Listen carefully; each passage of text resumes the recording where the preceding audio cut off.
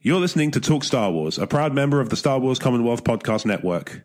Check us out on the web at starwarscommonwealth.com and take your first steps into a larger world. Talk Star Wars is a production of Emotionally 14. For fantastic podcasts, video series, blog posts, and much more, visit us on the web at emotionally14.com and enjoy content for the permanently teenaged.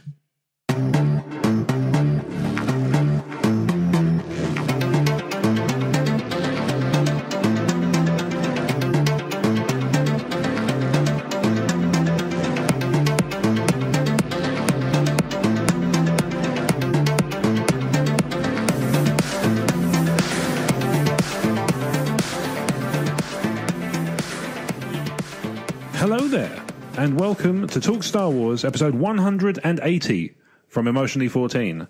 I'm your host, as always, Rob Wade, and I'm joined by the Chewie to my Han, the L3 to my Lando, Brad Homer Barnes. Woo! Hello. The thermal exhaust port to your Death Star. Oh. Oh no, wait, that's terrible. Yeah. Didn't think that through. Yeah. The Death Troopers to your Krennic. I was going to say, my weakness, programmed in by Mads Mikkelsen. It's just odd. See, it works. It's just surreal. I don't, you know, that thing that reframes A New Hope to my New Hope. I don't know. How you doing?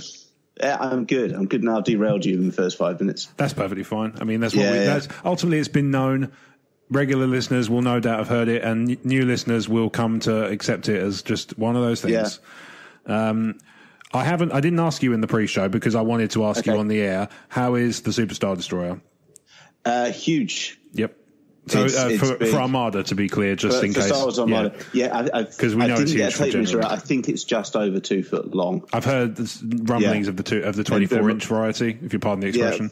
Yeah, not the first time you've heard that. The standard play area for Star Wars Armada is 6 foot by 3 foot. So what's interesting is it can't turn unless you explicitly give it a navigate order. Wow.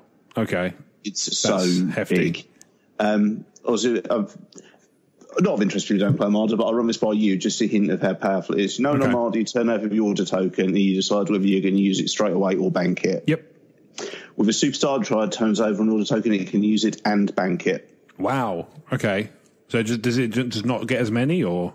No, because it's got a huge crew. You give it a navigate order, it can navigate that turn and bank it for another turn as well. Wow. Yeah. Impressive. I look forward to seeing it on the table.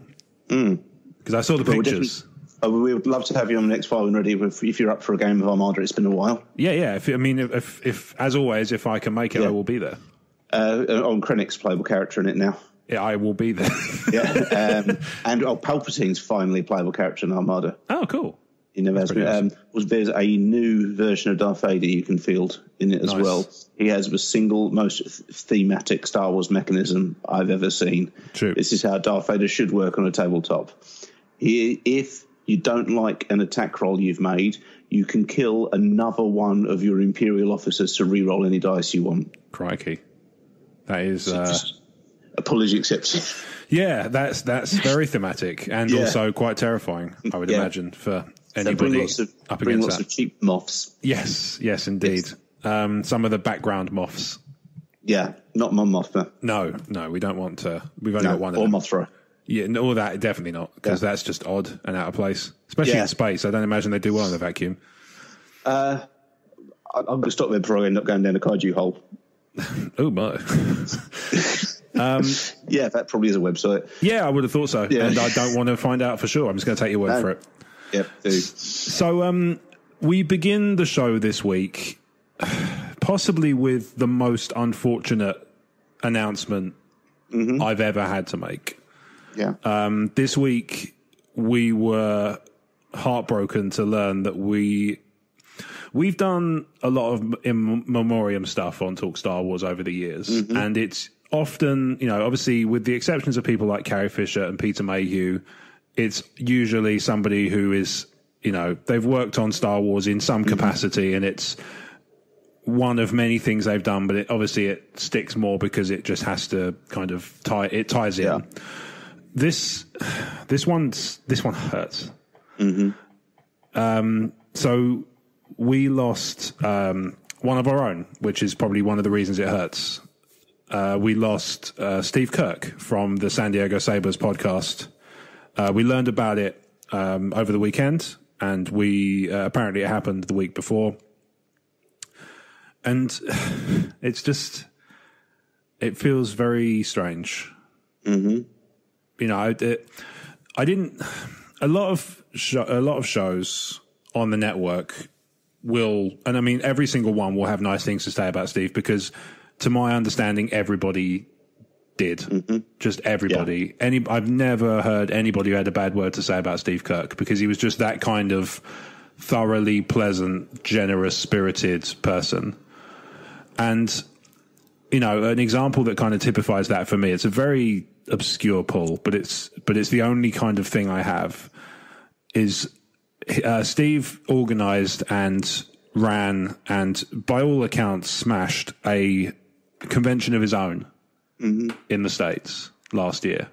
Mm-hmm. And out of the blue, he DMs me on Twitter one day and asks for my postal address. Mm-hmm. So I'm thinking, you know, the network is quite, quite fond of sending each other things like stickers and things like that. I've got a lot of, I picked up a lot of Tatooine Sun stickers. Rob Cast is quite fond of sending stickers, and because he knew I played guitar in the past, guitar picks as well, kind of branded ones, which is pretty cool. Yeah. Just an aside, but I handed over my address because, you know, when it comes to the Commonwealth, I'm very trusting. And certainly with Steve, there was no reason to kind of believe that there was anything nefarious coming. I wasn't going to be smelling tear gas or anything as soon as I opened the box. Yeah. And he'd sent me basically one of every type of merch that he'd made for this convention, apropos of nothing. Nice. He just made it, you know, he'd had it made, and he just thought, you know who'd like these things is Rob in the UK, who I've never met in my life, maybe spoken to, I think, on a podcast once. Mm-hmm. And it was just that kind of, he was just that kind of guy. Everything about him was just, there was just this kind of, he was very, there's a really eloquent way of phrasing it in my head, and then there's my stupid brain that's trying to process it. He was just this kind of, he poured himself outwards in the people he he lived kind of vicariously through the joy of others. Mm-hmm. That's kind of the best I've got to describe it. He, you know, all of the, so many of the people in the Commonwealth, when this was kind of found, you know, when we kind of discovered this, so many of them, the last correspondence they'd had been him just sending them a gift. Because he'd been to Comic-Con and he'd just found something they liked and he'd picked it up and he'd sent it on. Tim in particular, it was the weirdest thing. I'd just been listening to the Nerd Room the day before, where Tim had opened his gift from San Diego Comic-Con from Steve, and it was this really awesome Captain America poster, which I've now seen a picture of, and it's incredible. And he'd gone to all this trouble to go to one of the Marvel artists in the artist alley and have this and pick up this poster and just post it to Canada, because that was the kind of guy he was. Yeah, and it's just, like I say, it is hard when you have to talk about people who have any kind of connection to this universe, but it's just that much, it just stings that much more, not only to talk about one of our own, but to talk about somebody so big-hearted and so generous and just so thoroughly well-liked within the network. And it just sucks. Like, this whole, I've been thinking about it for just nigh on a week now, and that's the best I've got, is this sucks. Yeah. But I mean, the one thing I will say on the subject is I've already been doing this, and I know that people on the network and people who listen to the network will do this to themselves. And, you know, it's to kind of sit in there and think, oh man, what was the last thing I said to him? Like, I hope it was something nice, and I hope it was, don't do that to yourself, because if there's one thing, you know, if there's one vibe I got from Steve in the limited amount of time I spent in this company, it was that he wouldn't have wanted us to go on worrying about that stuff. He wouldn't have wanted us to enjoy our fandoms, to just kind of continue to do this stuff for the love of it. And just, yeah, I got nothing else. So, yeah, Steve Kirk, rest in peace, buddy. It's not fair. So, On to more cheerful matters. Mm-hmm. Our first message this week comes from Vesuvi. It does. It does. And Vesuvi, shock. Yeah, I know. To the shock of everyone, the whole a collective gasp has just sprung. Monday morning, there will be an intake of air so thorough. Yeah. We'll actually shift 4 feet towards Mercury. Absolutely. Yeah. We're kidding, Vesuvi. We love you, obviously. Yeah. Vesuvi writes, thanks, Rob. Thanks, Brad. Welcome, Vesuvi. Cheers again, Mark G. Thanks, sentient cooking utensils. I've just... You know what's fun about these? Yeah, sometimes I half remember. Yep, that's my thing. Is I'm not even half right now. I'm not even going to look. I just I'm not going to even look it up to work out what she's going to do. I'm just. I'm going to echo the thanks. I got bitten by a sandwich toaster. That's what I'm going with. I'm going to echo the thanks of Vesuvi towards the sentient cooking utensils in the hope that if they're listening, and clearly I have no reason to doubt that they are. You know, thanks indeed, sentient cooking utensils. Thanks, hot cheese. Sure, why not? It's my favourite Cards Against Humanity card. Remember that bit? Ah, yes. Okay, yeah. Thanks, Harvey Korman as Chef Gourmander. Yeah. Oh, not my favourite bit of the holiday special. I remember. Okay, we were talking a lot about the Galaxy's Edge cookbook. Now I remember. Now. Yes. Oh, yeah, the malt milkshakes. Yeah, I remember that. Yeah. You might be amused to know that within the last 5 days, an old college chum and I, while doing some casual Star Warsy correspondence, he sent humorous memes which revealed what some of the members of the Jedi Council were actually doing on the other end of their holocom communiques, including being in strip clubs while the Clone Wars were raging on. Yeah, I've seen some of those. I was able to deliver the punchline, Kiadi Mundi was such a baller. He was so impressed that I immediately knew the character's name. Sorry. He was so impressed that I immediately knew the character's name. He was so impressed that I immediately knew the character's name. Yeah. The cause and effect was a bit lost there. Yeah, I see what you're saying. I just like the idea that it's like, he was so impressed that I immediately knew Kiadi Mundi was such a baller. Which, I mean, let's be fair, we all know this. Yeah. This is just one of those things. What about the droid attack on the Wookiees? He's just a caring guy. That's what he cares about, and understandably so. Because what about the droid attack on the Wookiees, Brad? What have we done? What have we done about it since last week? We sent Yoda to sort it out. Oh yeah, never mind that. I mean, what stronger hands could you put it in? Fair point. We're all good then. Don't worry about it. Yeah. Shut your face, Mundi. But what about the droid attack on your shut your face? Since Rob wondered, the current Galaxy's Edge is in Disneyland, California. The one in Disney World, Florida, is set to open in 16 days at the time of typing this. You can understand our confusion. And right? Indeed, yeah. It's even closer now that it's been a few days. Land and world, how am I supposed to remember which is exactly. Which? I just don't Galaxy's care Edge. that much. Yeah. I cannot. I've tried, and my brain just goes, no, don't care about that. No, that's fair. I mean, ultimately, everybody has different priorities. And everyone has blind spots, and mine is apparently the difference between Disney World and Disneyland. And you know what? I'm 36. It's yet to be a real hindrance. It's good. I'm good with that too. Like, that's generally speaking, I'm okay with that as a blind spot. On that note, something weird occurred to me. Okay. I have a genuine phobia of snails and slugs. Do you really?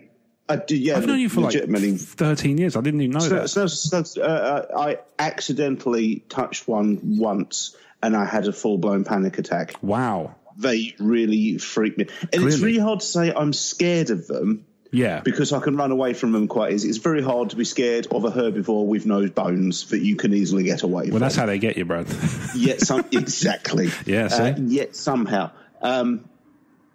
And what occurs to me is I don't tend to come. It's not like I work with molluscs. It's not like I'm constantly helping clean out the slug farm. I don't come into contact with slugs so much. It doesn't impact my day-to-day life. You're not walking down the street and then it's like a slug in the drain going, hey, kid. The only thing, and it's about this time of year, it tends to happen, is if I need to go out to my garage at night. My garage isn't attached to my house. I have to go down my back garden path to get into my garage. Yep. Not a euphemism. Real thing. No. Yeah. Real thing. Yeah. Garden path. Yes. Yeah. And the weirdest thing anyone watching me would see me do is if I'm walking down my garden path to get to my garage, if there is a slug on the path, or a snail. And this time of year, they're big. I've seen some in my garage. I like the length and width. Superstars drawer?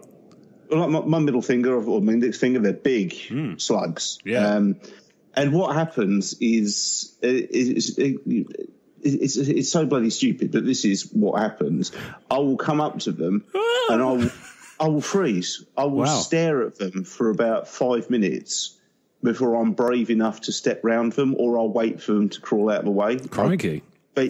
Honestly, it freezes me. Yeah. And it only recently occurred to me, as I was standing there just staring at the slug for 5 minutes, waiting for him to cross so I could get into my own garage. How awkward is that for the slug? That's got to be the weirdest thing. Yeah. Just, what does he want? Yeah. What's this guy?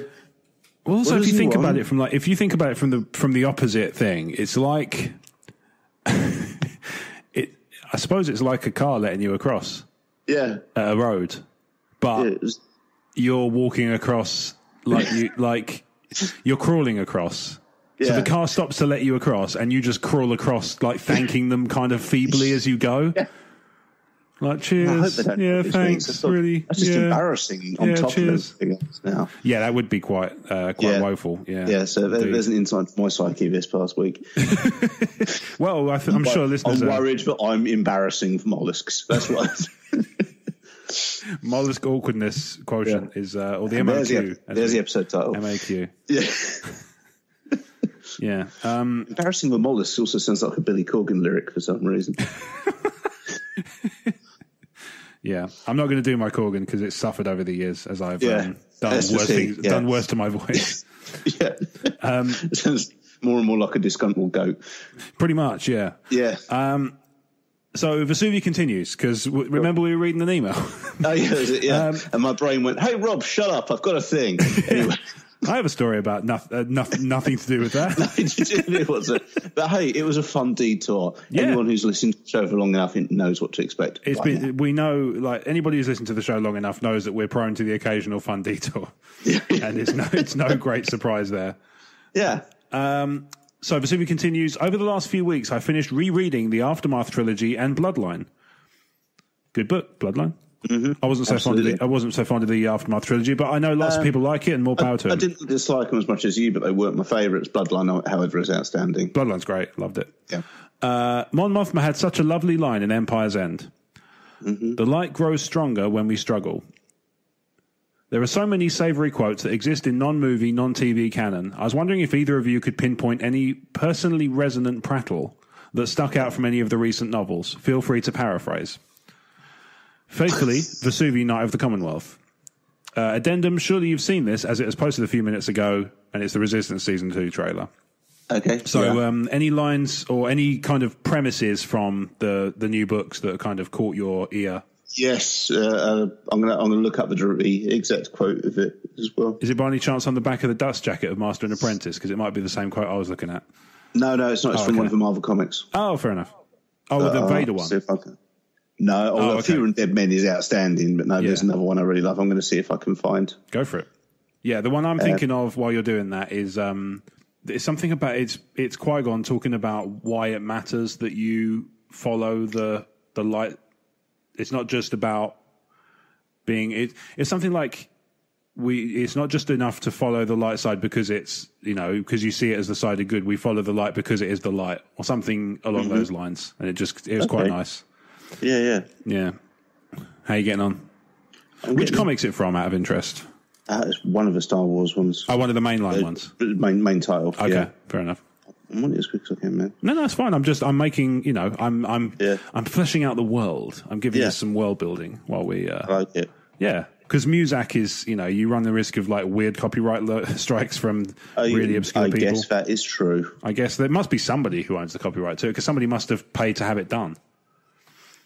I guess so. Whoever wrote the tune to "Girl from Ipanema" is probably. I don't know, but I'm sure Vesuvia will tell us next episode. Quite possibly, yeah. I mean, Vesuvia strikes me as somebody who's so studious that if she doesn't know, she'll look it up.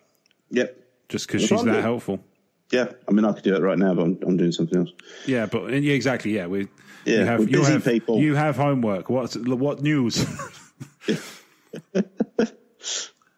Oh, speaking of comics, while you're looking at, I finished the 7-issue Batman Who Laughs, and it's pretty damn cool. Mm-hmm. Yeah, very much recommend it. Yeah, it's from one of the main. I don't have the issue number. It's from the main Star Wars series, and Luke and Leia are on a planet, just looking up at the night sky, and Luke says, "You still look for it, don't you?" And Leia replies, "Every time I look up, and the weird part is sometimes it's still there. We're so far away right now, the light from the explosion still hasn't reached us. It's hard not to feel like if I just fly towards that spot, it'll still be there." Wow, that's nice. Depressing, but nice. I thought it was lovely. Yeah, it's lovely, that. And it's also, it's a cool science lesson for kids. Yes. You know. If you explode a planet. Yeah, that's this thing, and the light will take so long to reach you. Yeah. So there you go. There's our answers for Suvi. The Resistance Season 2. Fear of Dead Men is such a great line. Yeah, the Resistance Season 2 trailer. So the big takeaway from it.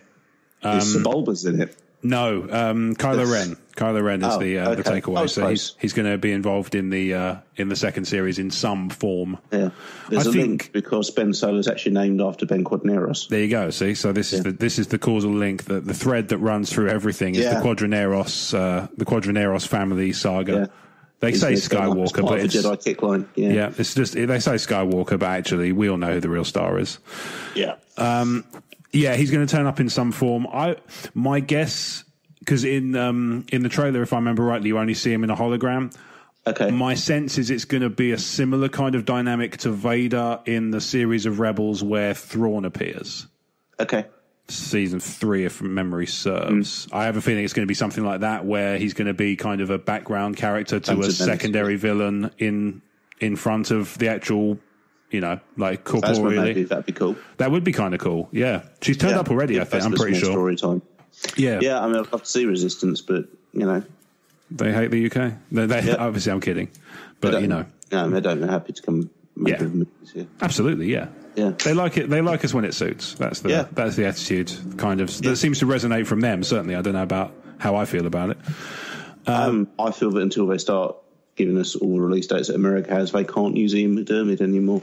Oh, how amazing would that be? At the same time as like really petty and annoying to us, but at the same time it would be. I feel like he'd have our back. Be hilarious. Yeah, it would feel be like pretty he'd be on our side.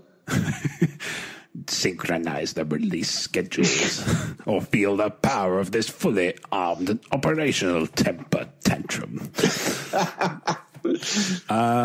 Resistance Season 2 is coming, and this is a press release from Lucasfilm, which I'm going to read verbatim because it's the nicest way of putting it. The Emmy Award-nominated series Star Wars Resistance returns for its second and final season, beginning Sunday, October 6th, on Disney Channel and in Disney Now, with subsequent airings on Disney XD. The new season... late at night. Yeah, it is rather. 10 till 10:30 Eastern Time. It seems unusually late, but okay. Yeah. The new season takes place during the events of The Last Jedi, leading up to the rise of Skywalker, as Kaz and the team continue to fight against the threat of the First Order, culminating in an epic series finale. An all-new Season 2 for Star Wars trailer for Star Wars Resistance was released on the Star Wars YouTube page. The next bit is, I suppose, mild spoilers for Season 1, but I mean, it's been out long enough at this point that... Okay, yeah. For most countries. Yeah, for most countries. The story picks up after a harrowing escape from the First Order as the Colossus and all its residents find themselves lost in space, pursued by Agent Tierney and Commander Pyre. Kaz and team also face a myriad of new dangers along the way, including bounty hunters, a suspicious hut. Suspicious the Hut is my favourite. What up, do? Ho, ho, ho. General Hux and Supreme Leader Kylo Ren. Meanwhile, Tam grapples with her future. Gripples? That's not a thing. Grapples with her future and where her true allegiance lies with her friends or the First Order. The thrilling final season will showcase how the unlikeliest of heroes can help spark hope across the galaxy. That's the concept of every Star Wars story. Indeed. It ties in nicely in that respect. Mm-hmm. I like the fact it's acknowledging Supreme Leader Kylo Ren. That's pretty cool. Yeah. It's, tying in nicely in the sense of the timeline. Yeah. General Hux, obviously, I'm always happy to see more opportunities for them to just drive the nail in and kick him to death further. Yeah. Otherwise, Suspicious the Hut, I'm always a fan of the more... If they just go with that, I don't hate it. It would just be amazing, wouldn't it? If just every time they see him, he's just, what are you up to? Yeah. They're like, we need to fly through this space. Well, you'll be well paid. Why? What's in it for me? Oh, yeah. No, sorry, you did that, didn't you? Yeah, final episode of this. We're just doing him a surprise birthday party. Oh, you shouldn't have. Why did you? Yeah, you shouldn't have. And yet, you did. Oh, that's my new favourite character. Suspicious the Hutt. I'm going to see if I can get into my... I know, the Tatooine Sons podcast has been keen to get the Porg named Turbus. Yeah. If I can make Suspicious the Hutt canon, I'll die a happy man. Yeah. Awesome. So, season 2 is coming. And the announcement comes 5 days before we can even watch season 1. It's fantastic. Yeah. Still, one interesting thing that caught my eye about it, it's the final season. Yeah, is that implying the second season is the final, or there's a final season to come afterwards? No, it is the final one. Second one. We said from the start we'd be surprised if they did more than 2 series, didn't we? Yeah, I seem to recall a lot of outlets are doing the same, are kind of coming to the same conclusion that they've kind of been cool with it, even if they didn't outright say so back then. Yeah. I feel like we did. I'm not sure. Yeah. People can feel free to go back and double check. No, I'm pretty sure we did. Fairly sure we said something to that effect. They didn't. Yeah, I said I thought it'd be 3 tops. Yeah, 3 tops sounds like a. Yeah, I think I probably made the joke about it being one short of a band, but I do tell some zingers. Yeah. And some fillet towers. I don't know, KFC things. Yeah. Other chicken outlets are available. Popcorn chicken. Yeah. Other chicken outlets are available. So we have a message this week from a brand new emailer. As in the first time they've ever emailed. And I will. So this starts a bit weird, but stick with it. So anyway, so Michael writes, "Good day, Mark and Rob." So it sounds like a swing and a miss, but there is context. I'm a late bloomer to podcasts. However, I've been a fan of Star Wars all my life. Excellent choice. Good, yeah. In the past month or so, I've been churning through all of your past episodes, and I'm closing in on becoming up to date. You've got at least a year to go by the sound of it. Apparently so. Thank you for the hours and hours of entertainment. Unless he's just saying like the show, the kind of thanking the showrunners, I guess, and lumping the rest in. It seems a bit, None taken. I've enjoyed a great many of your listeners' emails and will often play along at home while riding or listening in the car. I thought I'd make an effort to pose my own question for your consideration and discussion, and look forward to hearing the results. Question. Take 4 words from any Star Wars movie titles and arrange them to create your own Star Wars film, book, or game title. From this title, give a quick synopsis on the story. So he's including the example to kind of give you a flavour of this. Skywalker, The Revenge War. The Kaminoans are ready to deliver an order of 2,000 clones commissioned to a group of Follene. A small fraction of the Black Sun organization, resenting the death of their leader by Maul and his Shadow Collective, need a new weapon in the fight to retake power. But of one of the Follene, Cal Gris, is troubled with the chosen genetic template and worries how they will contain a Force-sensitive army. I look forward to your next episode and possibly your take on a new Star Wars story. All the best, Michael from Sydney. We got a lot of Australian listeners. Yeah. Which is great. I mean, I love it. I think we're Australian. Maybe. Yeah. Yeah. Whenever I've been in America, everyone assumes I'm Australian. Oh, okay. That's interesting. Yeah. I used to get German a lot when I was abroad. Really? Yeah. I guess it's because I'm quite tall and blonde. Stoic. Yeah. And just, scream at people. I'm kidding, obviously. The tall and blonde bit was the bit that was actually true. I don't do the other thing so much. Yeah, it's been known, but that's the limit. So, take some time and 4 words from any of the films. So do you want me to run down the list of words you have to choose from? No, I'm aware of the film title. I know you are, but, just to kind of... there might be ones that you might kind of... Are we doing all 11? Yeah. Okay. But not Caravan of Courage. Last of the Solo. Kind of, by the fact that they... That sounds like a Figure and Dan movie. Yeah, but by the fact they retconned his backstory, isn't he the last of the Solo anyway? Yeah, I guess so. Because they've never really established what his surname is properly. Yeah. If he turns out to be royalty or something, it'd be pretty funny, wouldn't it? Calrissian. Do a plot of Spaceballs. Or a Calrissian. Yeah, How amazing would that be? Yeah, I'm on board for that. He was what? Adopted brother? Oh, man. Now I feel even weirder for wearing his clothes. I think I'd feel less weird considering that we're adopted brothers. Okay. 4 words. I'm sure that Michael won't be, outraged if we make a really good 3 or a tenuous 5, I guess. I think I can take him. I mean, he's far away, so we got some travel time on the drop on him in that respect. Yeah. I had a really good one earlier, and I can't remember what it was. Oh, that was it. Mm-hmm. The Last Sith Clones. Oh, I like that. Yeah. So it's all about a group of clones who, guess what, are cloned from the Sith. Nice. So it's a bit like it would almost be like a kind of a slight retelling, or certainly the setup would be kind of similar to that book Red Harvest. Okay, yeah. The Legends book about so for those who haven't read it, it's about Sith kind of alchemists, if my memory serves, tinkering with plants on a particular world, and it ended up causing zombification. And it was one of 2 Star Wars Legends. Death Troopers followed on, I think, from that, because certainly chronologically, Red Harvest was set in I'm pretty sure Old Republic. I think Death Troopers was first when it had a prequel. Yeah. And like I say, chronologically, Red Harvest was miles before, because Red Harvest was Old Republic era. Because obviously it was Jedi and Sith war when there were lots of Sith knocking about. Whereas, obviously in the Galactic Civil War era, not so much. Return of Phantom Jedi, just all of the dead Jedi come back, so we don't have to ruin Episode 9 with that scene. I thought you were going to frame it like almost like a buddy cop. Yeah, they all come back as like a sort of mystery machine gang solving crimes with other ghosts, and no, they're not ghosts, and we should know. Zoinks! I like it. Yeah.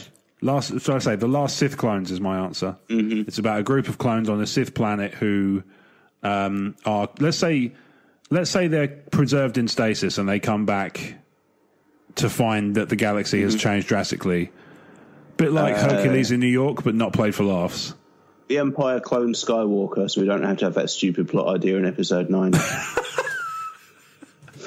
You're really all about this, heading them up, cutting their knees. If all these stupid ideas can go and have their own movie and not ruin the core saga, that'd be great. Yeah. The Phantom Jedi Menace. Yeah. Well, that's what I'm going at here. Yeah, kind of. Let's see.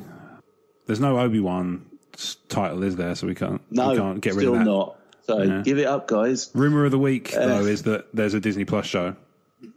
Believe it. I mean, ultimately, it's coming from some sources, some kind of considered reputable, and some not so much. I'll believe it when Lucasfilm announces it, as always, because otherwise it just seems a bit silly to get worked up. Yeah. But you do you. More power to you and all that.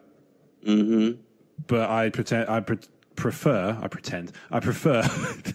to get excited. No, I prefer to get excited about things that are actually definitely happening rather than the stuff that might be. Yeah. Any other advances on? The Rise of Solo. The Rise of Solo. Didn't we get that? Yeah, but I feel there's more to go. Okay. What about? It would just be a good name for a Solo too, that's all. That would be a good one. What about the Rogue Jedi? Oh, I like that. Yeah, because that could be about. You could make that about one of the Lost 20. Or Kenobi, yeah. Or Kenobi. So we don't have to go down that rabbit hole. Yeah. You could make that about anybody, theoretically. You can make that about the Lost 20. You can make it about Quinlan Voss. Yeah. You could make it about, you could make it about an older, you could set it further back, even further back in timeline, and make it about, you could bring Revan back into canon that way. You could bring Corran Horn in. He was in Rogue Squadron and he's a Jedi. That's also very true. Yeah. See, double meaning. Also, not for nothing, but Jedi can be plural. So you could end up having more than one. So it could, like I say, you could retell the Knights of the Old Republic story or an analogue of it with Revan and Malak. Yep. And that would work. Yeah. Really would. I love it. So, you've got the free reign creatively. I'm going to remake old stuff. Yeah. It's almost like that's what fans want. Kind of. But, at the same time, just Just bring back. I would tell new stories. I wouldn't just Bring retread back the the old stuff. multiple IG-88s and everything else is forgiven. I'm good with the rest. That's all I care about, truly. Yeah, it really is. Yeah. I say I'd be happy to tell new stories. I wouldn't just like I say, the Rogue Jedi would not just be about Revan and Malak, and it would literally not just be Old Republic. Yeah, I'm kidding, of course. It's the multiple IG-88s one was one that caught up on me when they announced they were resetting the canon. I actually kind of went, oh, okay. There's no point. No, I just went, okay, cool. Let's see what happens. There's no point doing a change.org petition or insisting that Disney could keep writing new books for it because not going to happen. No. And I just kind of went, oh, okay, well, I'll throw myself both feet into the new stuff. It was only a couple of weeks later I went, oh no, the multiple IG-88s aren't canon anymore. Yeah, there's bits and bobs that kind of hit me every now and then, like, oh, I sort of wish they'd kept that. Especially the stuff that doesn't detract, like doesn't stick out at all, like the Old Republic stuff.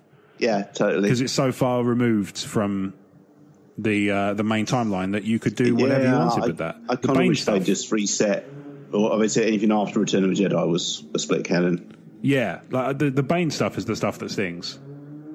Because they're really good. And we know he exists in time. Even like Shadows of the Empire could have been kept, anything like that. Yeah, I think they have kept stuff. Because obviously Dash Rendar is canon, isn't he? Because Lucas kind of said as much. And obviously anything that the G-Man puts in the mix is definitely a thing. So, that's pretty cool. But... yeah, I don't have a better one than the ones I've just done. So the Rogue Jedi and the Last Sith clones. So there's definitely the idea of like the Sith fish out of water. I mean, that's not a title. That's just a premise. A new Empire Strikes. A new Empire Strikes. That's pretty cool. That's just Force Awakens, isn't it? Yeah. Okay. Fair. I mean, I suppose we can use the Rise of Skywalker. Yeah. I feel like just using a four-word chain is a bit... Well, like I say, I'm sure Michael wasn't going to... What 4 words are you going for? The Empire Strikes Back. So that's gaming the question slightly. Yeah, somewhat. The Sith Strike Back. There you go. Yeah. Rename episode 3. Revenge of the Jedi. Yeah. Yeah.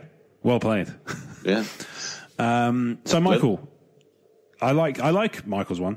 Skywalker, I like the Revenge Michael. War. I think he should write in more often. I agree. I think he should see if he could write in before Vesuvius one day. Well, maybe. You know. Fight. We record on a Thursday, so have at it. So our next message comes from Mark G, who has graced us with an email for the 3rd week in a row, which is must be some sort of record if Vesuvius wasn't already Vesuvius, who is probably up in the hundreds by now. Hi, gents. Thanks for Aing my cues last week. That is slander. How dare you? Oh, my. I have a couple of things for this week's show, if you have the room. First up, a theory or idea about droid designations. The droid names in Star Wars always seem randomly assigned, probably because they are, and they're designed to make convenient anthropomorphic names for these lovable characters. You're ruining the magic. But I have an idea that qualifies as headcanon for astromech droid name origins. In real life, R2-D2 got his name when George was editing American Graffiti and was asked to pass the R2-D2 Real 2 Dialogue 2. He made a note of that and R2 was born. Is that true? I thought that was kind of acrimonious. No, apparently so. I don't know. That's my understanding is it's true. Don't mean acrimonious, do I? I've said completely wrong word. Apocryphal, thank you. Yeah, I'm as far as I know, it's true. It might be acrimonious as well. I see no reason to disbelieve it. Mark is probably the biggest American Graffiti fan I know. That is a big list. I know, but if anybody is, I'm happy to defer to his wisdom on that one. No, I'd heard the story before, but also thought I'd heard it was debunked. But it doesn't matter. Yeah. Headcanon time. Could the astromechs get their names from their positions in the astromech bay on a ship? For example, row 2 droid 2 would lead to the R2-D2 designation. Row 5 droid 4 for R5, etc. Could be that each row of droids has a specific function and are deployed to address specific issues on the ship. I mean, that makes more or as much sense as anything else in Star Wars. For sure, yeah. I mean, I can't imagine it's like car number plates because there's only so many combos. Do you think it's weird that they call R2-D2 R2 for short when really they should call him D2 for short? I don't know. I mean, it's like I suppose, well, I'm a bad example because people do call me Wade, but like it's kind of almost like, I suppose it's kind of like a surname, D2. Maybe, yeah. But it's weird because it's like a double-barreled R2 first unit name. is a whole. Every single R2 unit could be nicknamed R2, whereas D2 is his designation. So actually, that's his name. Yeah. What is there a sort of official canon position on this again now? Because I'm not sure. No, but likewise. No, I think it is. They're just supposed to sound nice and memorable. I'm good with that. Yeah, as far as I'm aware, that's the only reason. Yeah. Otherwise, there would be more of it just sounded like someone had dropped a Scrabble bag. J6Q9. Yeah. Sure. Yeah, they're all at least J6. vaguely phonetically enjoyable and memorable. Even the weird ones like Heavy 99, it does 99. Stick in your head pretty well. Yeah. Obviously, BB-8 is just as many circles as they could get into the letters and numbers, so that's why he's BB-8, just to kind of conjure. And I suppose BB's kind of as an echo ball bearing as well. So I never thought about that. It makes sense. Yeah, that's why he's BB-8. Yeah. But, obviously, I think certainly the earlier droids, they didn't have those sort of ideas, so they just went for stuff that sounded cool. Yeah. I think Mark's explanation makes perfect canonical sense were they to adopt it. If I'd read that in something like Wikipedia, I'd have just, that seems perfectly cromulent to me. Indeed, yeah. It makes as much sense as some of the stuff I've seen that is canon that makes no sense. Certainly. I'll rephrase because that sounds weird. There's stuff that is canon that makes less sense than that. Yep, I agree. So let's go with that. Yeah. I'm going to say, as far as Talk Star Wars is concerned, it's certainly Talk Star Wars canon. Okay, so let's just doing a new level of canon. We're locking that in. TSW canon. Next, a question about a bigger question about the Mandalorian. What are your thoughts on the Mandalorian linking into the bigger saga story in some way? Could the MacGuffin at the heart of the Mandalorian tie into the Skywalker movies in some way? Perhaps something as casual as the Mando being hired to escort a special item from point A to point B, which turns out to be Luke's lightsaber from Bespin. Or maybe a bolder move, and the item might be a young, genetically engineered girl in stasis, maybe in carbon freeze, although I'd hope not. Might we learn that this is where Rey comes from? It'd be a bold move, but with the release schedule for Mando potentially syncing up with Episode 9's release, it might be too tempting for Lucasfilm to pass up. With the full trailer for The Mandalorian potentially dropping at D23 soon, we should have a better idea what these shows will offer, but for now it's just fun to wildly speculate. Can't wait to hear your thoughts. Kindest regards, Mark. He signs off his emails lovely, doesn't he? He does, yeah. Yeah. Kindest regards. Not just regards, kindest. Yeah. There are no... Does he work for Hallmark? I don't know, but he shouldn't he? Yeah. I think that's fair to say. Yeah. So, Mandalorian. Yes. Do you see there being a tie to the grander saga? No. No? No, in the same way that Daredevil had no connection to the Avengers movies. But they referenced the Avengers movies. They talked about the events in Manhattan or whatever it was.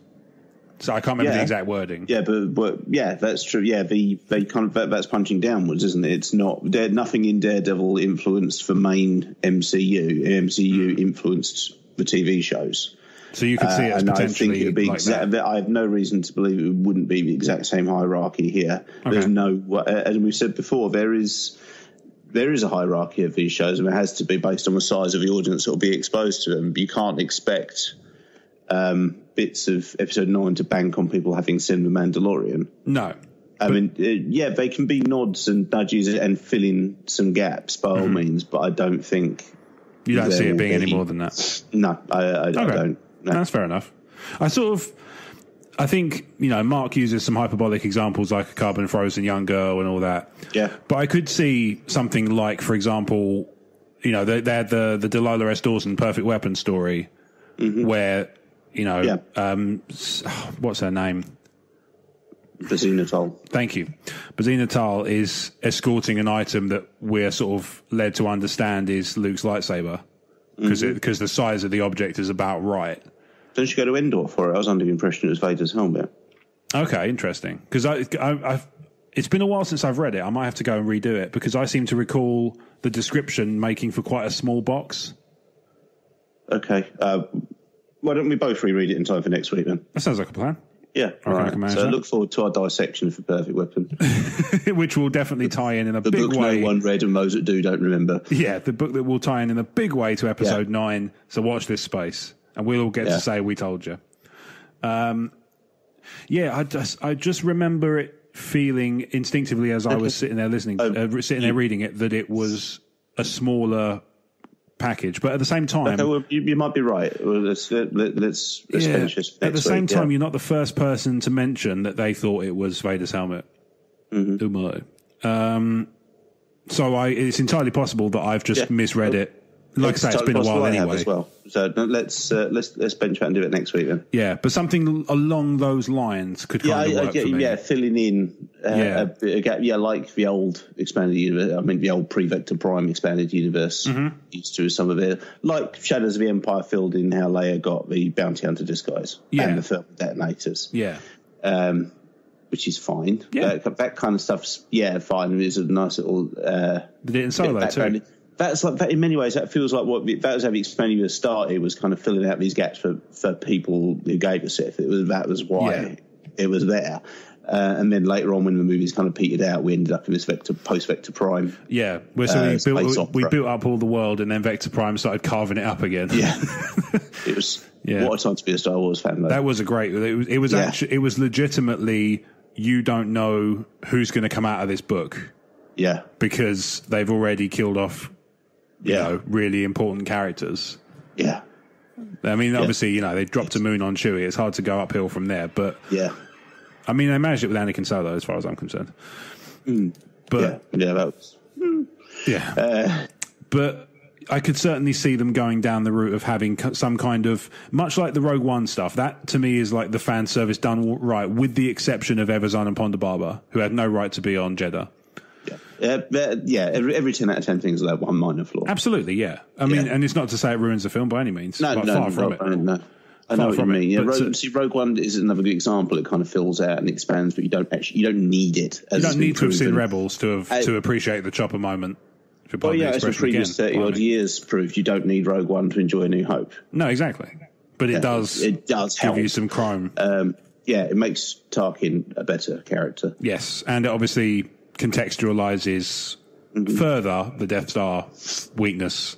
Yeah, that's a really strong point. It makes Vader scary, and it gives us Krennic.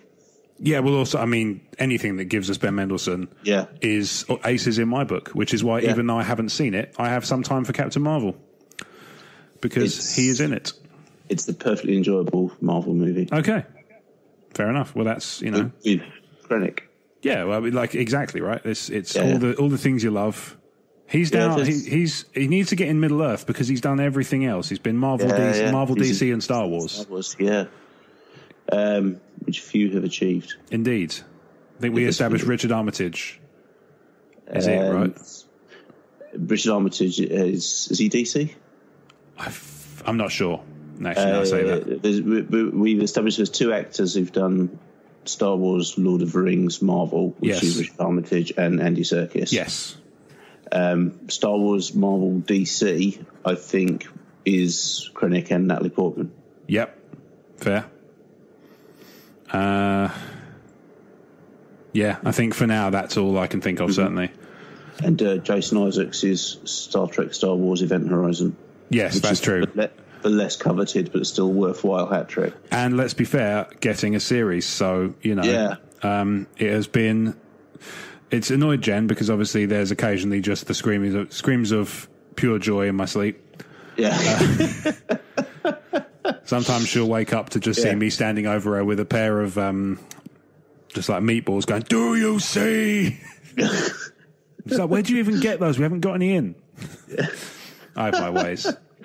Yeah, then you crawl up into a ducting. Exactly. And then crawl down in this weird way, which is a deleted scene, but whatever. It's Wednesday. Yeah, exactly. I can't be aces all the time.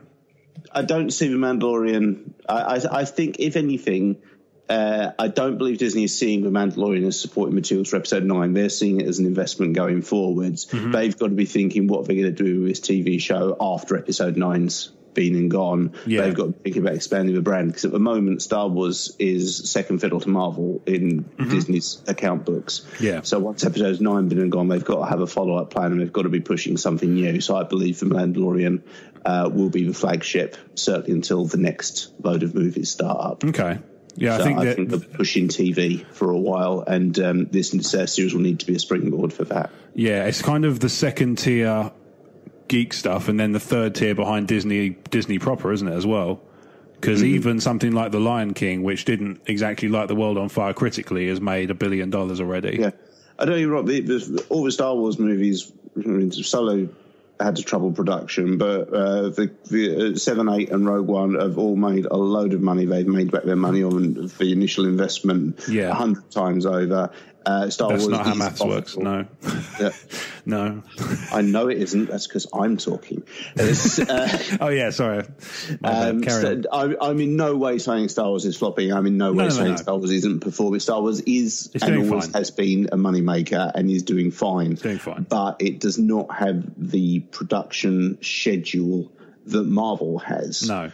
And so Marvel turns in a lot of money very frequently, and in terms of merch, I see more kids with Marvel stuff than I see them with Star Wars stuff. Oh, not even close. I struggle trying to find Star Wars clothes for my daughter. I have to go online for a lot of her Star Wars stuff, or it turns up in clearance shops like the works. Oh, no, it's too big. I mean, I could probably fit in it. But it's happened. You're fooling nobody. Yeah, or like her Star Wars books and comic books tend to be from clearance stores like the works. Yeah, I've seen the kind of thing you mean. Which is fine. Yeah. But there's a wealth of Marvel stuff out. Marvel's pushed more because it is a bit of a catch-22. The reason Marvel makes more money is because it's pushed more, and the reason it's pushed more is because it makes more money. So, sure. But yeah, Star Wars doesn't seem to have the merchandising kick.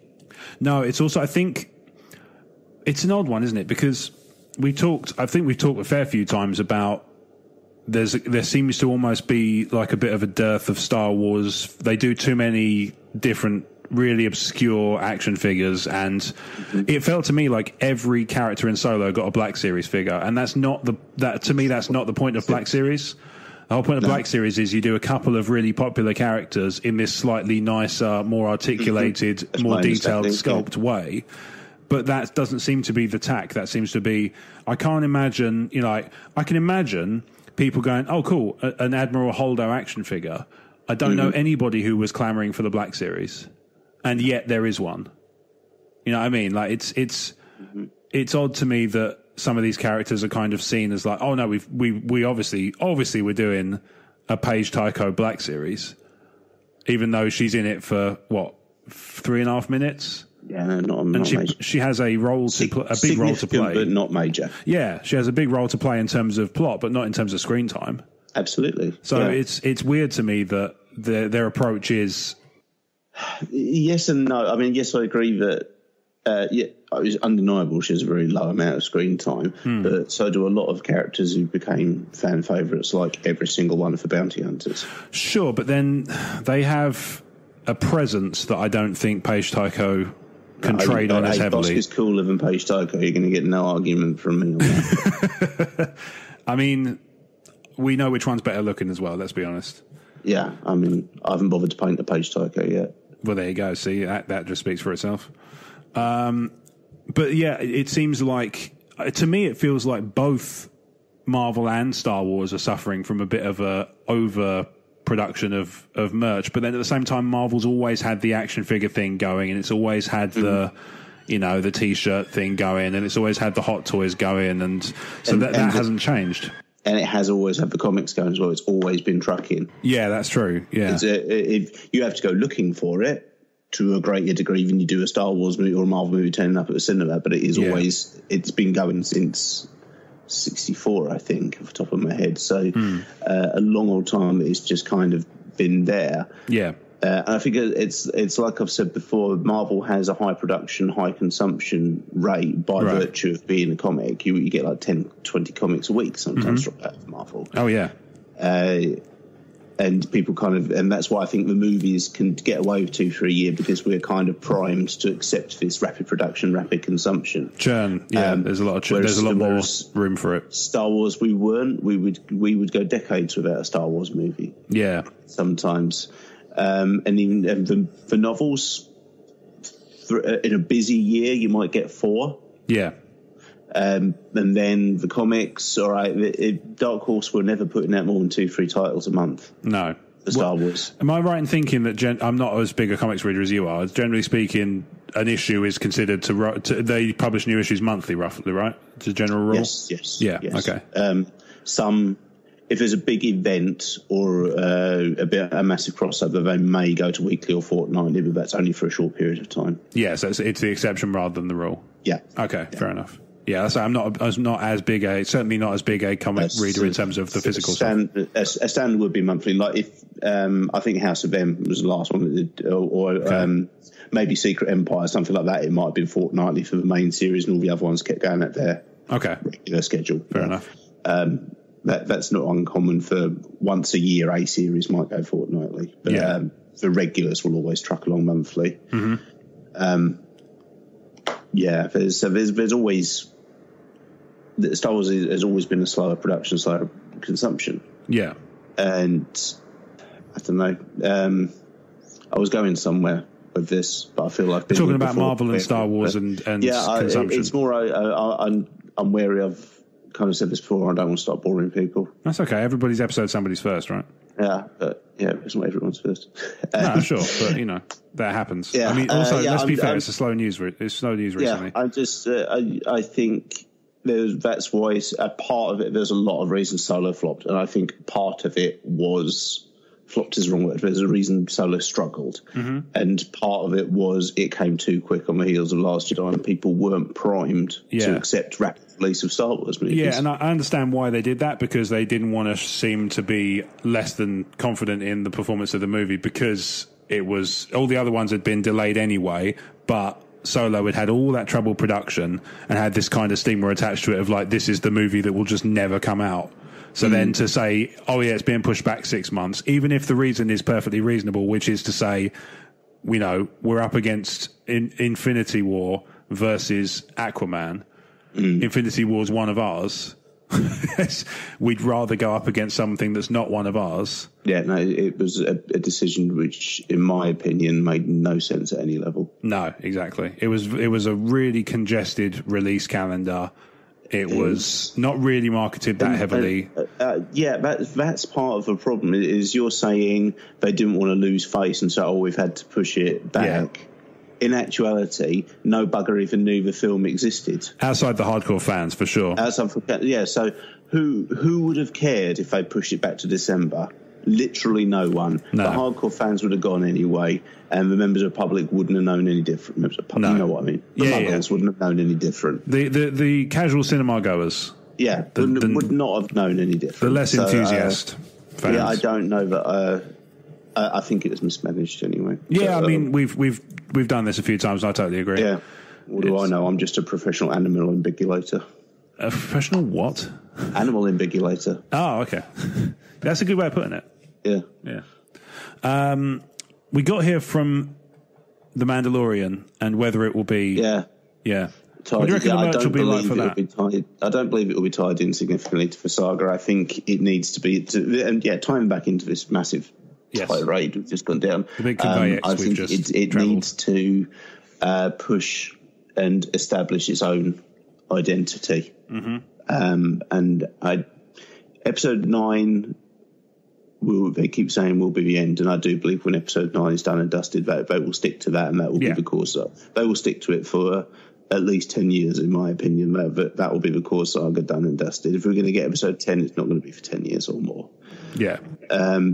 So they need new properties. Yes. They need new agreed pieces of art. They need new things. And The Mandalorian cannot afford to ride the coattails of a film or series which will be ending as this one starts. Yeah, like literally a month after the series is supposed to drop. Maybe even around the same time. That doesn't make any sense to me. But, no, I totally see where you're coming from. I guess we'll see. I mean, ultimately, like Mark rightly points out, D23 is kind of where we're going to learn a lot about these things if we haven't already had that and nothing's come out of it, which wouldn't surprise me. I would be surprised if we get anything at all Star Wars at D23. I think they are going to overcompensate on the keeping everything secret thing, and we won't get any Star Wars stuff now until like a month before the film's release. Crikey, it's really lucky we can spin our wheels for hours at a time, isn't it?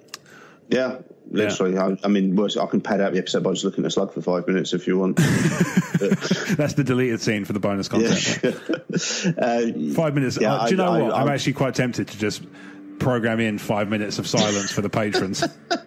Is there any apologies if any Brad of the interviews a slug? Yeah, apparently apologies if any of the background noises coming up seem to have turned up in Mad Max. Yeah, because there's been police sirens. I'm going to try my best to cut them out, but apologies in advance. And then there's quad bikes going everywhere, and I'm just like, what is this world? What's going on right now in my area? Should I be running? Should I be escaping somewhere? It's mad. Yeah. No, anyway, I reckon D23 is going to be another fake out. I don't think we're going to get anything. Maybe. I mean, D23 is primarily a kind of a business thing, isn't it? It's like it's a shareholders event. Like it's not for the world has kind of fallen into this trap of thinking that stuff that's trade shows is for the fans. Like, and a lot of the time these companies don't do themselves any favors. Like E3 was always a video games trade show. And then they started opening up to the general public, and then suddenly it was supposed to be this public thing. Came with all this came with all this expectation of like, oh well, we better hear more about it at E3. It's like, why? But then it's because they made a rod for their own back by opening up to the general public, and that happens. And I think D23, that's not so much the case, but I mean, part of it, I guess, theoretically, it could be because the barrier to entry for shareholding is probably much lower than it has historically been. I mean, you can get. I mean, I've seen apps on the Play Store, probably on the App Store as well, where if you sign up for some share dealing account, you'll get a free stock from Apple or Disney or Tesla or somewhere like that. Just a single item of stock. It's probably some fraction of a share, but maybe it's D23. Yeah, but exactly right. That's the kind of thing that you can then say, I am a shareholder in Disney. Yeah, even if your share is worth like $1.85. Yeah. It's strange. It's a weird world in that respect, you know. But it's very peculiar to me that the world has kind of gone that way. But I mean, I'm okay with it. Like I've taken advantage of that sort of thing where I can. I'm not a shareholder in Disney, just to be clear. I realize I made that sound slightly more ominous than it needs to be. But but yeah, it's. I agree. Broadly speaking, I agree. I don't think we're going to see a huge amount of it's not going to be a blowout Disney D23. It's going to be, let's say, shareholder stuff, performance in financial quarters, stuff on the docket. There may be announcements because that's the kind of thing they sometimes do at shareholder things. They announce, we've got these TV projects. I could see them announcing a new Disney Plus shows, maybe not necessarily Star Wars ones.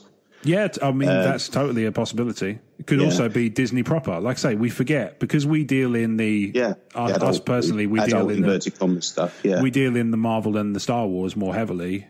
Yeah. We forget that, Disney proper is a massive brand, even exclusive of those other things. It's a massive, massive property. And it's, I think it's some ridiculous amount, like it has like 30% more brand awareness, like not brand awareness, brand traction than things like Facebook, which is such an essential part of so many people's everyday lives. Now, well, for better or worse. And I mean, I'd err towards the latter personally, but what do I know? What do you know? But it's it's a weird world in that respect. Like there's so much kind of, like I say, the world has changed drastically in terms of how we engage with these companies. I personally don't see D23 really throwing out anything significantly mind-blowing. I think the most likely thing, let's say, there may be some announcements. I could totally see that happening. Yeah. But that's about the limit of, like, I know it's not going to be, some massive 5-minute behind-the-scenes episode 9 trailer or anything like that. It's going to be, here's a new show coming. It's coming that year, and it's going to be on Disney Plus, because of course it is. Because why would we announce it if we're going to announce it for, DC Unlimited? That'd be a weird thing, wouldn't it? Yeah. I hear they're working on a Batman thing. That sounds really cool. Yeah. I'd love if companies were nice enough, like that, nice to each other about everything. But at the same time, I appreciate that I'm in the minority on that one. So, Yeah. So, Mark, there's your answer with regards to the Mandalorian. Hopefully, you know, even if you don't agree, hopefully you see where we're coming from. Let us know. So our next one comes from Dave. And Dave writes, Good day, gents. During the Star Wars news vacuum, I hadn't really noticed, did you? No. I think the rule of thumb is just believe and just throw yourself into everything you read if you really want it enough. Yeah. I've been watching theories and predictions on YouTube. I saw this one that I thought I'd float past you to see what you think. It refers to the mystery of Rey's parents and considers the reflections behind the mirror in the Last Jedi cave scene. You really need to have a look at the still picture of the silhouettes behind the mirror. I've included it below. And this is the point where Rob was supposed to paste it in. I'll send it to you. Yeah, I'm looking for it. I'm just, it's not in the show notes because I was working on it and then forgot. So I will sort that. Bear with me. That's helpful, isn't it? Is that it? No. Such pro. Much wow. There it is. Hopefully that'll be of use. I'll send it to you now. Have you read ahead? I'm looking at this picture. What's the context of this picture? So this is... So when Rey's in the dark side cave... Yeah. And looking in the mirror, this is what she sees, kind of walking towards her. Okay, I got you. Yeah. Could these silhouettes be in the shape of Vader and Luke? Could this be the hint we were given in The Last Jedi to tell us that Rey is a clone of the two? What are we given the hint of? What's that based on? Cheer up. No. I don't have to deal with the emails. So there's a point where she's looking in so there's silhouettes behind the mirror that sort of walk towards her, and then it's the one where it turns out to be her, and you know the expectations are subverted, and we're all meant to go, "You're joking." Yeah. Okay. So the speculation, because I don't think Dave's presenting this as a theory of like he's formulated. Yeah, exactly. Yeah, he's just kind of he's putting it out throwing there. Stuff around, which is cool. Putting it out there.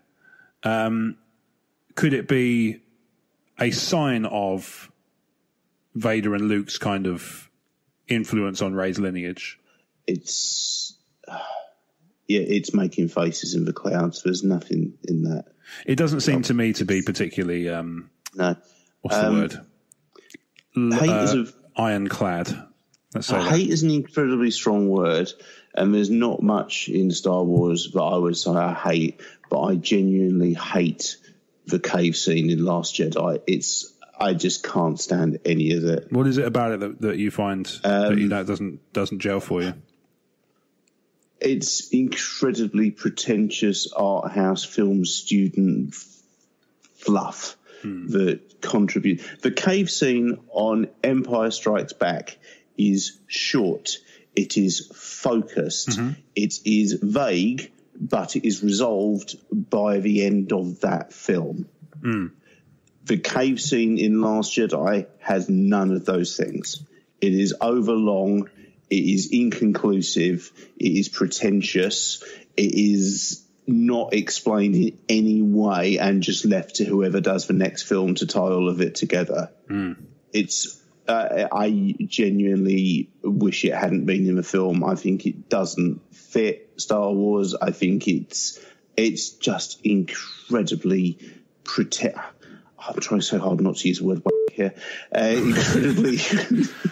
Incredibly pretentious. Okay. That's fine. Just going to make notes of the time code there. That'll be fine. Just on the safe side, because, you know, because reasons. Yeah, because reasons. That happens. I'm not the greatest fan of it myself. I, too, find it slightly art housey and pretentious.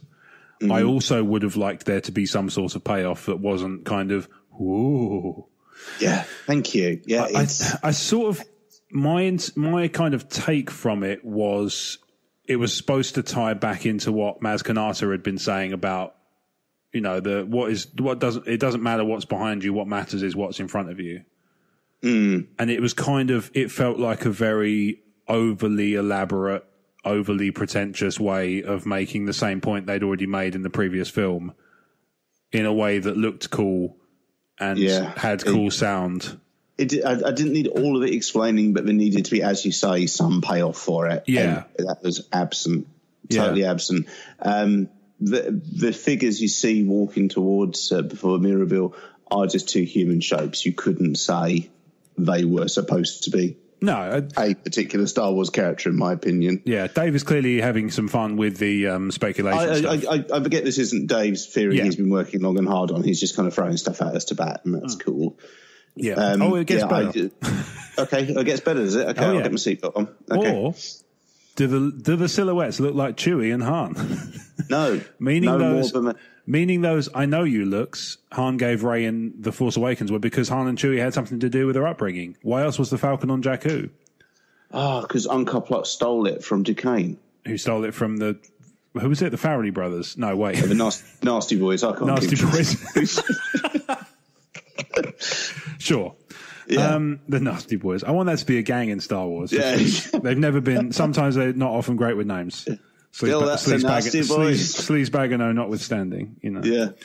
And of course, Suspicious for Hut. Yeah. Well, hey, that is a Rob Wade original right there, sir. What's wrong? Why? What's wrong with my name? Yeah. What's that supposed to mean? Yeah. I like the notion that her parents are Han and Chewie. Nothing weird about that, right? That's perfectly fine. Yeah. Sure. She'd have turned out hairier, I'm just saying. Yeah. But to me, they're just shapes of people walking towards it. You're expecting, as she's looking into the mirror in the room of requirement, you're kind of expecting her to be her parents revealed. And then, as you say, to me, the metaphorical takeaway, it doesn't matter who your parents are. Yeah. It's just you. Yeah. Which is fine if that's the direction they go down. I don't have an issue with that. I have an issue with the incredibly pretentious way it took to get there. Yeah. And also, the thing is about it as well is even if it was to have some symbolic meaning, it can be so easily retconned because all they have to say is, dark side's a bit of a wrong one. Yeah, maybe it's Palpatine and Sebulba. You know, I feel like you'd notice Sebulba's shadow going towards. Maybe it's Greedo and Palpatine. You know, that's how they're just foggy shapes. If you'd said 3 Doug in a long coat, I'd have been fair. There's nothing. What I'm getting at is there's nothing in that shot that clearly says to me that's supposed to be. Yeah. And I don't even think if we get some kind of reveal in episode 9, going back to episode 8, I don't think you'll be able to look at that and go, I see. Yeah. That's obviously Bosk. You know, there's not going to be. Let's hope not. Because again, I feel like her face would be a funnier shape than it is. Well, she's every now and again, she just goes, you know, Daisy's not that bad an actress. No. Dave does qualify. I don't mean to bore you with another Rey's lineage question, but I think this image might have something to do with the answer we hopefully receive in episode 9. Also, a special thanks to Vesuvi for referring to other Talk Star Wars listener messages. When I hear her refer to one of mine, it gives me a good sense of Star Wars community. Thanks, Vesuvi. May the force be with you, lads. Dave in Western Australia. So thank you, Dave, for writing in. I'm sorry we're less in the mood for speculation than it might appear. It seems. No, it's only because it touched on like my least favourite part of. Oh, I see. Okay. Star Wars, that cave sequence. I no time for. Yeah, no time for whatsoever. Yeah. Which is a shame because it takes up about 48 minutes of the film. So it feels like, give or take. Yeah. Yeah. Yeah. I know what you mean. I don't dislike it as much as you do, but at the same time, I do find it's a bit. It's fine. It would be fine if it went somewhere or paid off later in the film, but it doesn't. Yeah. It's just a thing. It's just a pretentious thing they did and have left for us all to go, ooh, over that. And to mess with and to subvert expectations. Yeah, and let's be fair, there's quite a few of those in the film already. You don't need another expectation subversion just to hit some sort of arbitrary quota. Yeah, I mean, this kind of stuff can work. Yeah. But I honestly feel that didn't feel motivated by we're trying to secretly communicate something. It genuinely felt like be vague for the sake of being vague. This will look cool. Yeah. That's all it feels like. There is a bit of that. I find if there's one, criticism I have of The Last Jedi that kind of persists, because I soften on some things and I go, some things I find suddenly harder and I get annoyed by.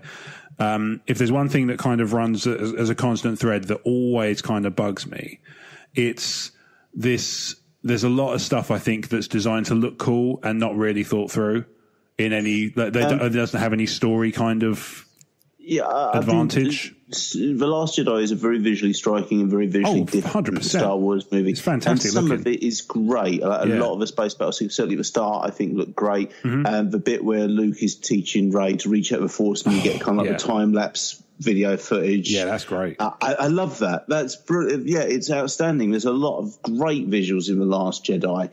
The Hollow Maneuver and the Cave of Evil are not two of them. I think the Hollow Maneuver looks amazing. No, it didn't do anything for me, but that's subjective. I'll say for me that was the thing about it I really was really struck by was that it looked incredible. Yeah. But no, I think even at the time my brain was going, not one person switched an interdictor on. I that notwithstanding, I found myself thinking, it looked amazing. But then, my thoughts on the Hollow Maneuver are well documented and people can feel free to go back and listen if they want to. And feel free to email, as always, podcast@emotionally14.com. Do your worst.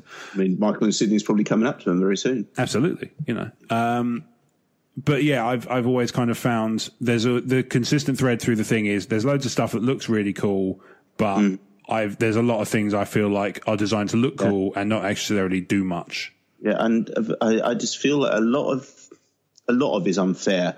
I feel like I feel like the theories of Rey's parentage that come to my attention, or what's going to happen in episode 9 that come to my attention, are built out of such paper thin chains of evidence and looping that they make Scooby-Doo feel like Arthur Conan Doyle. Not Sherlock Holmes, the author. No, the author, yeah. Makes it feel like he's capable of writing serialized books. Yeah, they're made of nothing, and it does sometimes feel like the Shmi one a couple of weeks back. Oh, man. It's literally feel like they've thrown a load of Star Wars names into a tumble dryer and hit spin. Yeah, and that's the plot of episode 9. Or like they're doing a dartboard, spinning a wheel and throwing darts at it and going Shmi. And I'm not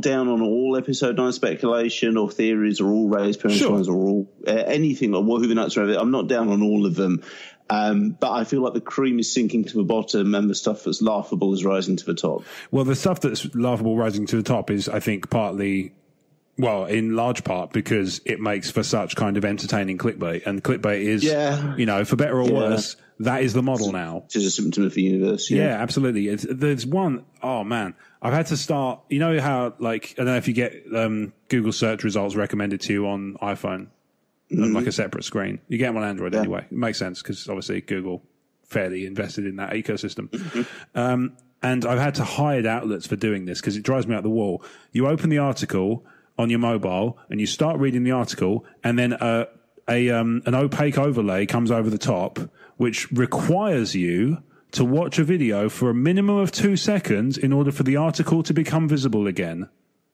No. My answer is no. My answer is no. Do one.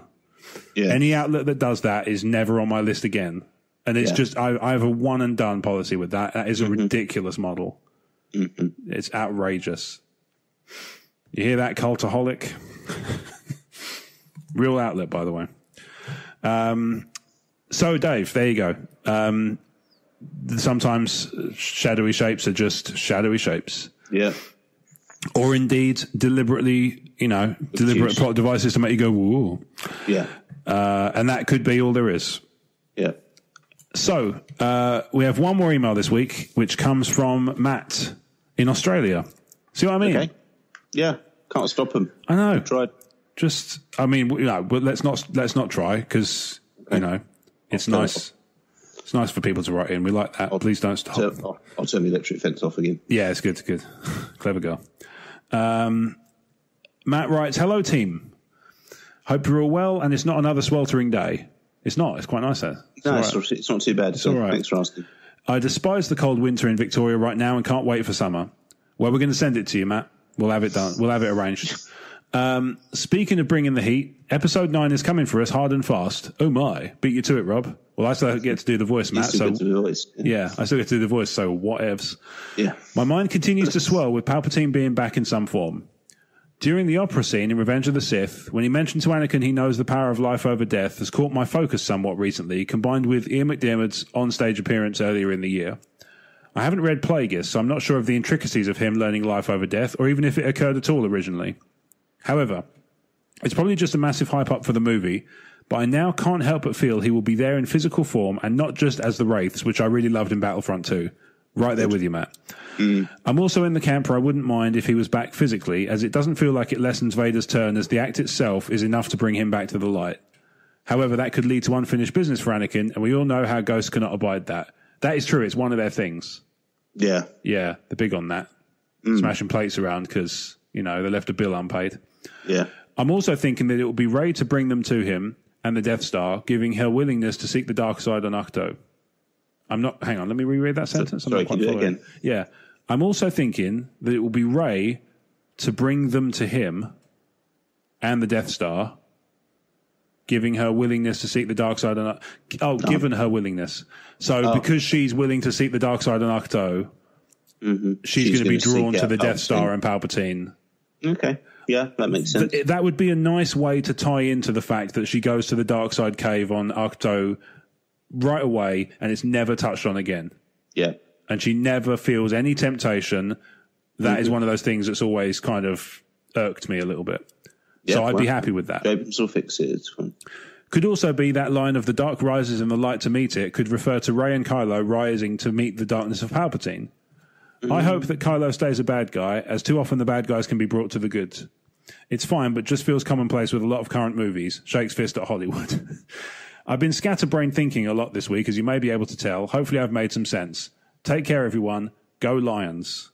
Why is he unleashing the lions on this? I told you to sleep it. Put the electric fence back on. I'm not sure. It does seem like an unusually aggressive move, given the fact that he's come to us for information. All he's got to do is unleash the slugs. I know, right? Just rude.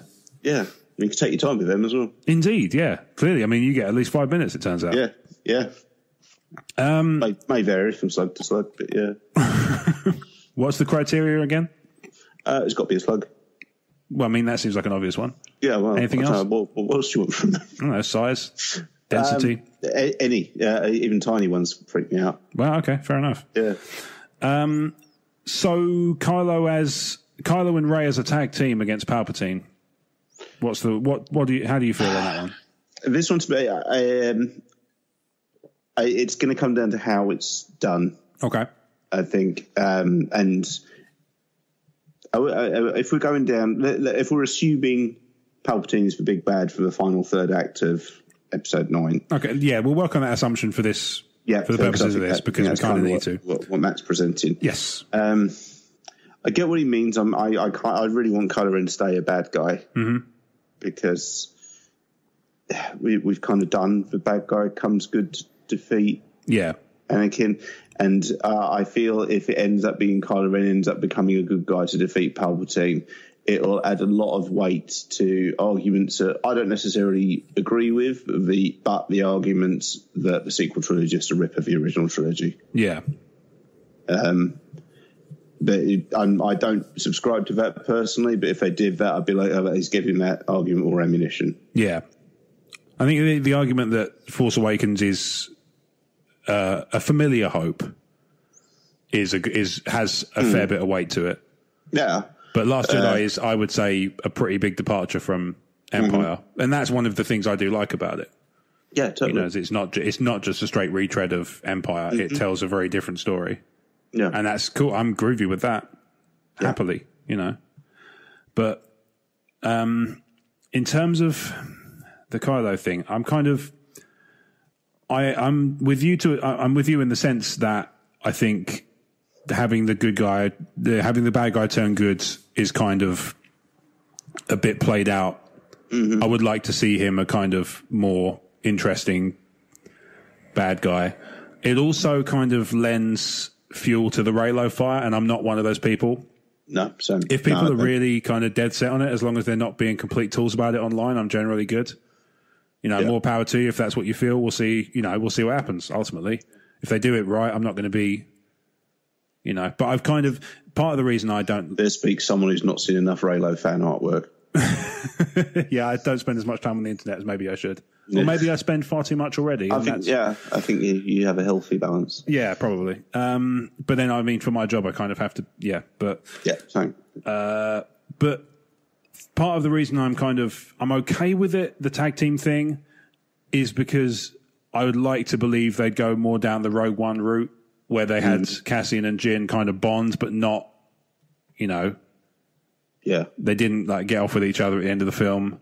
Mm-hmm. They were like, they had a hug and it was kind of like that was touching enough just before vaporization that you didn't really need to, you didn't need to do any more than that, and it worked.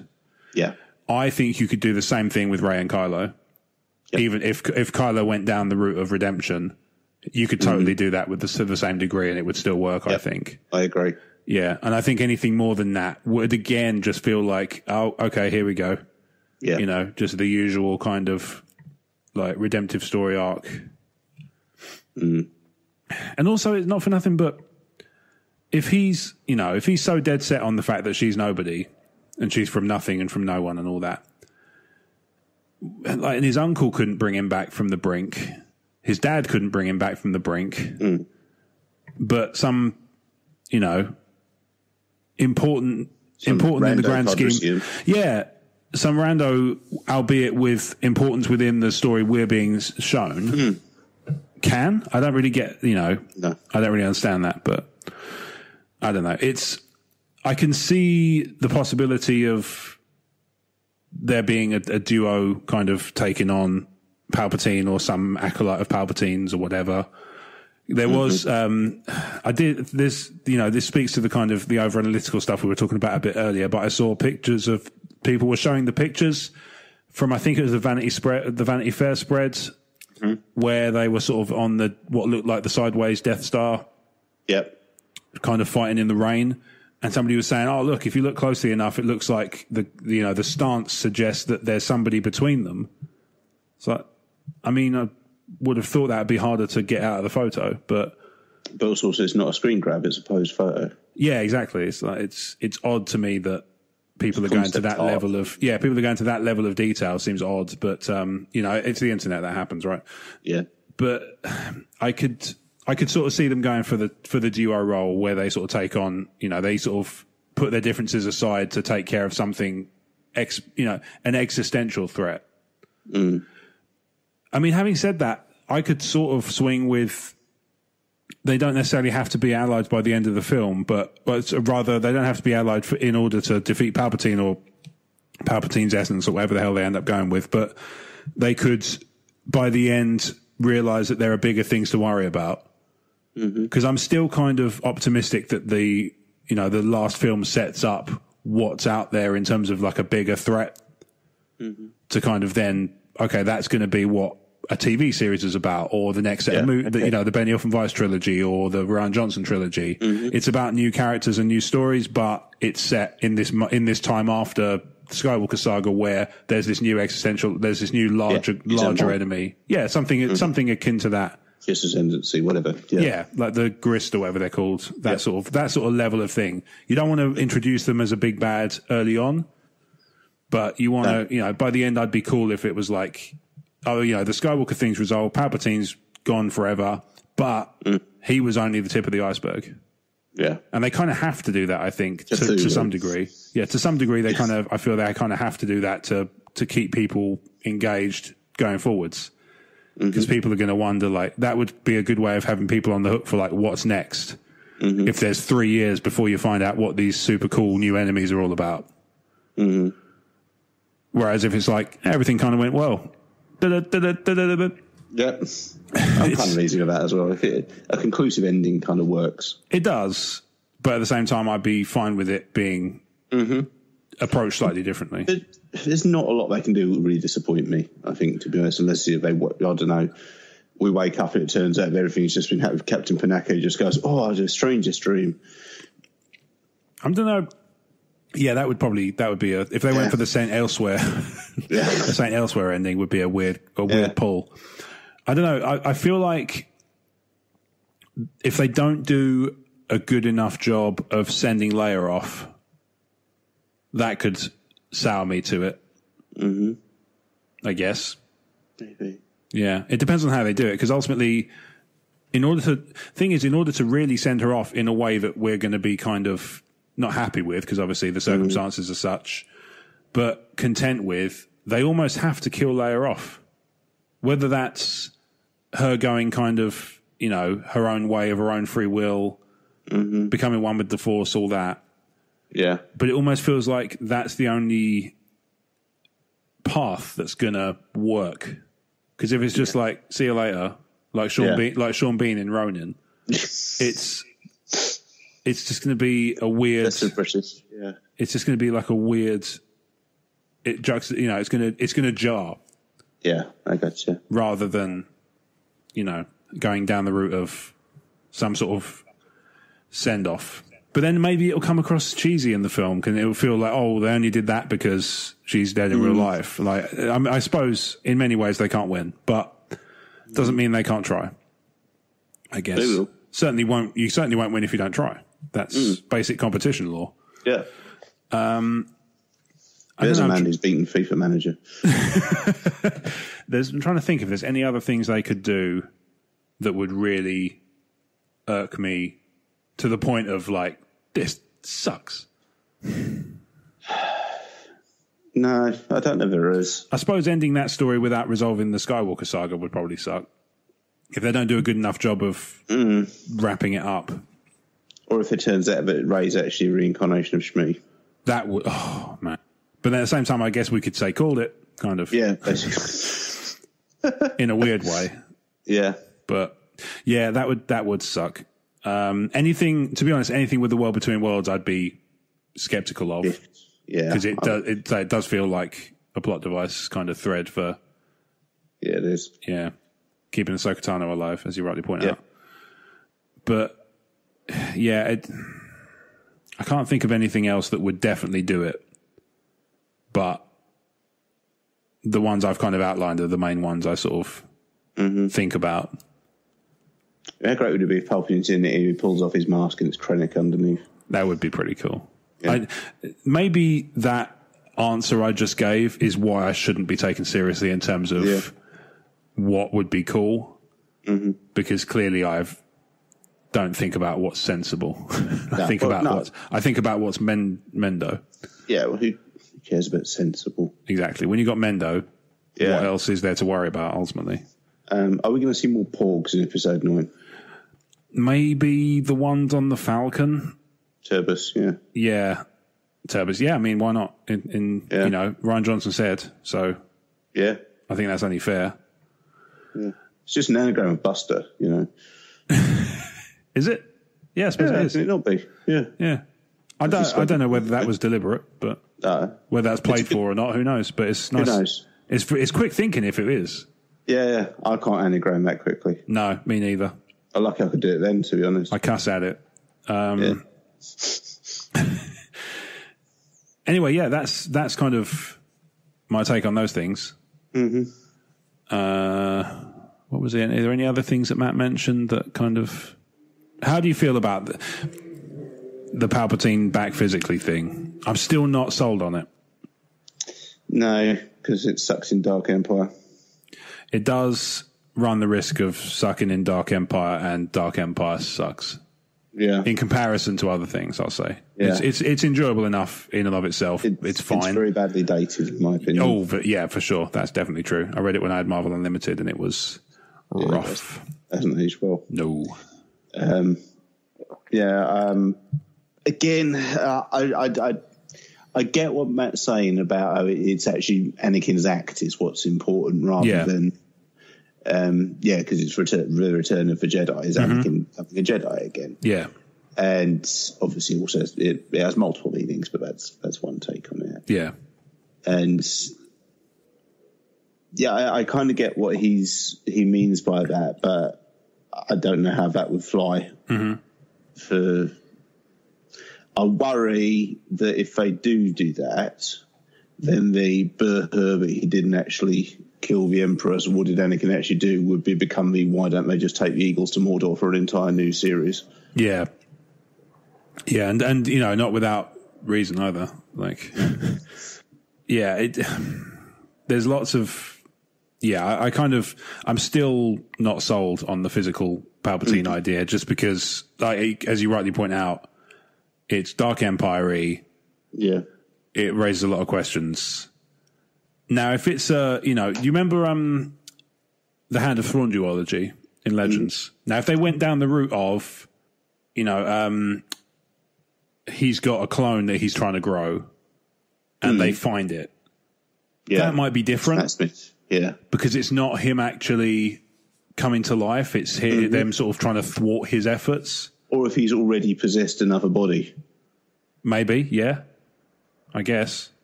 Do you think Matt Smith's in the film? He doesn't seem to think so.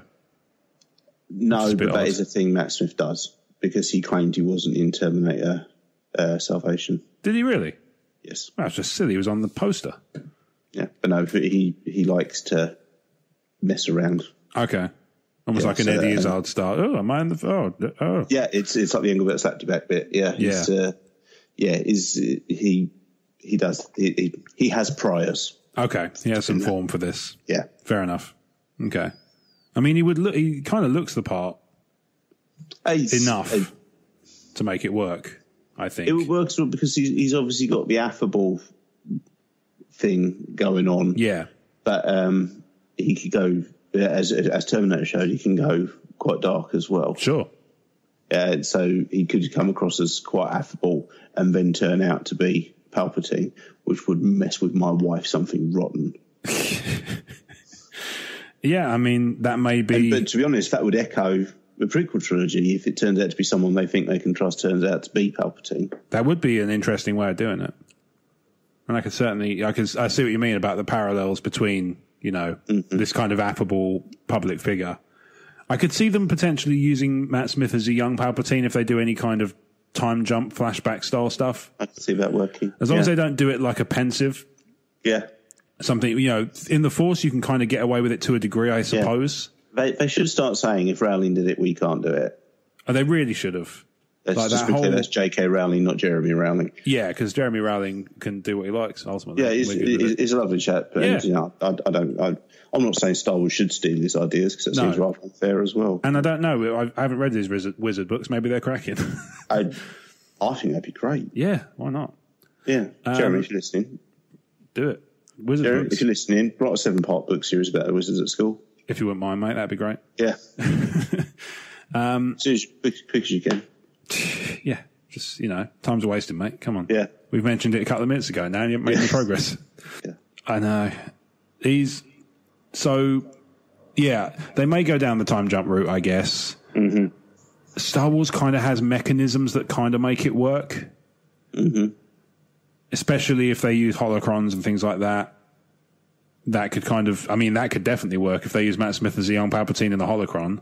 Yeah. That could totally turn out quite nice, to be honest. Mm. I always kind of felt like he looked the part more of like a First Order general or something. I know what you mean. He has that look that could probably pull that off. But then, you know, that's by no means to say I'm down on the idea of Richard E. Grant in that role by any stretch. I think he's going to be fantastic in that part. What's Dominic Monaghan playing? Do we know that yet? Not to the best of my recollection, no. Because he's then done Star Wars, Marvel, and Lord of the Rings. Yeah, it's true. He has been announced for Episode 9, hasn't he? Yeah. So he's going to be involved in some form. But we haven't, to my understanding, we haven't been given any sense of what his involvement is. Mm-hmm. I think they're probably going to bump out some of the resistance ranks because obviously they're going to have had a couple of years of guerrilla fighting. Mm-hmm. So I reckon there'll be some new resistance people who are kind of along those lines. Somebody like a Dominic Monaghan will be one of those, I reckon, if I had to guess. Mm-hmm. It's purely a guess. Yeah. And, you know, everything is at this point. Absolutely. And, you know, I'm not one of those people who is constantly kind of going back and talking about the stuff I guessed right, because equal number, especially over the years, there's equal number of things I've guessed that have been completely off the mark. So, you know. You did guess the plot of Rogue One, though. I did. Yeah. That was one of my better ones. but that was about it. But then also, like I say, there was lots of stuff I got wrong in Last Jedi. Mm-hmm. I did. I think it was a Crazy Train. We did a wrap up of Force Awakens. Yes. And you asked the question, what do you think will happen in Episode 8? And my response was, I've genuinely no idea what direction they could take it in. Yeah. And I'll count that as a win because it's fairly obvious they had no idea what direction they could take it. Definitely going to get those. Let me think. What did I say about Episode 8? Having said that, I remember I did. Tumbling Saber liked to do a quiz for their. They did a quiz for their patrons when Episode 8 came out, and it was relatively open ended questions. It was like, will we see this happen? And I think I came second. Oh, really? Yeah, I didn't get a great score, but I think I came second out of all the people. Tallest man in Lilliput. Yeah, I think Dave Donovan won. He's pretty good at guessing that stuff, so, I'm not surprised. He also digs into the rumours and stuff, whereas I don't so much. But yeah, I think I got second place. I remember I guessed successfully that Luke wouldn't leave Arcto. Mm-hmm. Although they gave me that one on a technicality. Which, I think is fair. His physical form didn't leave the planet. No. So... what else? If it was ever there. Exactly. Yeah, well, that's the other one that's doing the rounds, isn't it? Yeah. That people are saying he was never there. And now that they've established that Force Ghost can interact with the world, because sure, why not? The whole thing of him slapping Rey's hand with the leaf is perfectly cromulent. Yeah. I would personally say let's not go down that route, but I don't write the films, and there are methods in place to make sure I stay that way. Yeah. And I think that's fair, Mm-hmm. Anybody who's ever read my fiction... Where would he be if he wasn't on Arcto? Is a stumbling block. Yeah, because ultimately... And the only answer I can come up with is the smuggling compartments on the Falcon is where he's been hiding for the past wouldn't that years. Be... Do you know, that he's just been creeping out in the middle of the night to raid the kitchen and then crawling back into the smuggling compartment again for 5 damn years on Jakku. Wouldn't it be fantastic if they just announced it in the most, just deadpan... Yeah. Not a big thing, really sort of low-key way. Yeah. And they just were walking through the Falcon. They just heard a cough coming from underneath the thing. And then he climbs out and he's just like, spice dust. And they're like, wait, what? You're even better. Just have him walk onto the cockpit of the Falcon, and no one mentions what he's supposed to have died. And then the whole smuggling compartment thing is just in a short story in one issue of Star Wars Insider, and then we just let it hang. Why not? Yeah, exactly. Like what are we looking at? And maybe one person, maybe Finn, just turns around and is like. Everyone else completely no-sells it. Yeah, everybody else is just like, where have you been? He's been here for ages. He's just been in the smuggling compartments. Did you not hear him coughing up spice dust? No. I thought it was General Grievous. Yeah. Why? That just raises more questions. Yeah. I want this to be it now. I kind of do now as well. Yeah. Like National Lampoon's Rise of Skywalker. Yeah. This is up there with Lefty Windy. Yeah. Anyway, Matt, hopefully, let us know your thoughts on that, on what we've said. I mean, generally speaking, listeners, let us know your thoughts as a whole. Podcast@emotionally14.com, ideally with the subject Talk Star Wars, because then I know it's for this show, because obviously we wear many hats. Yeah, I've got 4. 4? 4 hats, yeah. Okay. Cool. One's the one you wear on videos, right?